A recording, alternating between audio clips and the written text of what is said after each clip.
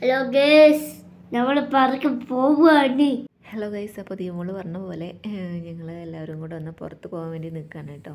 ഇപ്പോൾ രാത്രി ഒരു 10:30 സമയമായിട്ടുണ്ട് ഇവിടെ. അപ്പോൾ നമ്മുടെ നാട്ടിലെ ഒരു 11:45 ലെവലായിട്ടുണ്ടാവും. അപ്പോൾ ഏട്ടൻ നൈറ്റിൽ ഡ്യൂട്ടിയിലാണ്. അപ്പോൾ ഏട്ടൻ വിളിച്ചിട്ട് പറഞ്ഞു വേഗം അമ്മയും മോള് റെഡി ആയിക്കോ, നമുക്കൊന്ന് പുറത്ത് പോകാമെന്ന് പറഞ്ഞ്.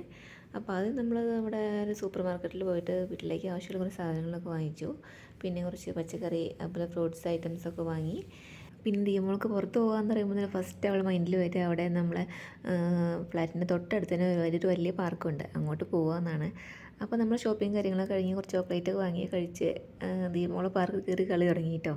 ഫസ്റ്റ് ടൈമൊക്കെ അവൾ ഒറ്റ കയറി കളിച്ചു. പിന്നെ ലാസ്റ്റ് ഏട്ടനും കൂടി അവളെ കൂടെ കളിക്കാനൊക്കെ കൂടി.